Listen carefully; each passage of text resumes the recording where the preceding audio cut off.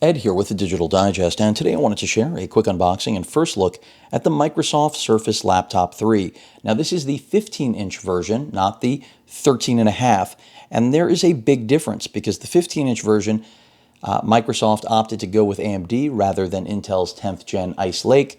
So what we're looking at here is going to be an AMD Ryzen 5 CPU, the 3580U, complemented by 16 gigs of RAM, a 256 gig SSD. The 15-inch display is 2496 by 1664. We've got an AMD Radeon Vega 9 GPU. Of course, Wi-Fi, 802.11ac, as well as Bluetooth 5.0, USB Type-C ports, USB Type-A, a 3.5mm headphone jack, Surface Connect capability, and of course Windows 10. But this is unique because it is the first Surface laptop in a 15-inch capacity, but in no way was I surprised to actually see this thing be announced, because it's just been, something that has always been, in my opinion, looming for Microsoft's Surface lineup ever since they introduced a larger Surface Book. And I do wish we got a new Surface Book. I'm sure that'll come, well, I'm not sure, but I hope to see it come out sometime in the first or second quarter of 2020, but we will see. Overall, the AMD selection, I really have to say that AMD has picked up their competition. They're in the mix now in a way they never were. But at the same time, I can't help but feel like Microsoft must have gotten a really good deal on this chipset, because it's just so odd that they employed Intel for the smaller version and used AMD for the larger. It just makes me wonder. But we'll see what performance is like. I already know this is a beautiful machine. Matte black finish, by the way, for those of you that are wondering. Let me go ahead and take it out. And it's arguably, no matter whether you go with the smaller version or this, the nicest laptop on the market in terms of fit and finish. I will not even debate that because I've seen it, and it's just a beautiful piece of kit. There it is. Trackpad is larger than it was on the previous gen, even though there was no previous 15-inch version. And it's just incredibly clean. I mean, silky smooth. It really is. So what is there to dislike about a laptop like this? I mean, weight is good. Battery life is rated very well.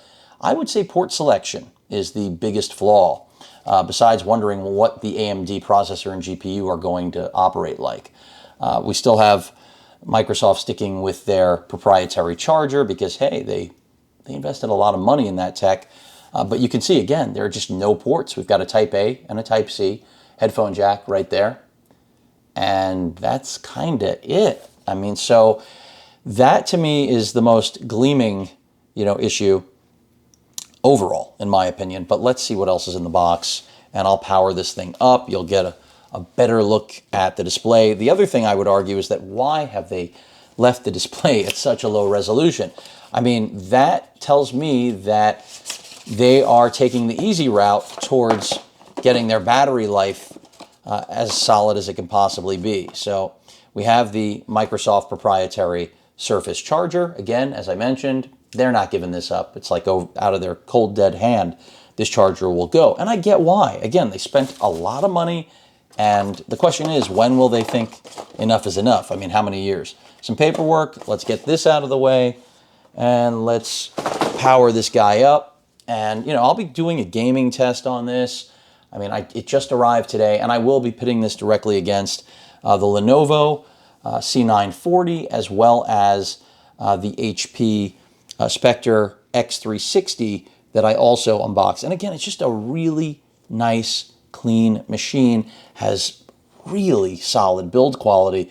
I mean, I can't find anything that I would complain to you about with it. It's just, I mean, again, the port selection is where I find myself saying, why didn't we get more out of this? But that's about it. You can charge it with Type-C. You will need a 65-watt charger, as far as I know. But overall, it's just a really nice looking laptop. That's what I can say. Really, really nice. So let's go and power it on. And I like that they integrated the power button onto the keyboard. I mean, it just keeps things even cleaner. So I don't think they were brilliant in doing that, but It makes sense. The Windows Hello pinhole is right up there at the top center. Excuse the glare and the lights. The new microphone array is, of course, in tow. So it's a nice display. It's a really nice, well-built machine. It's all a question of whether or not you're willing to take what, in my opinion, is a really low resolution for a laptop because of the aesthetic that they've provided here. And then that also kind of applies to the hardware under the hood. Are you okay with that you're getting the, and I'm not insulting AMD's CPU or GPU solution here, but it's just so odd that Intel's in one, AMD's in the other, and it's almost like it's a test to see whether or not customers care. And they should already know the answer to that, because Apple was always successful, you know, in spite of not using Intel. Then they came back to Intel. So, I mean, it says a lot. But overall performance, overall quality, you know, Microsoft has built a really nice name with the Surface brand, and I'm not expecting to see that hindered in any way here.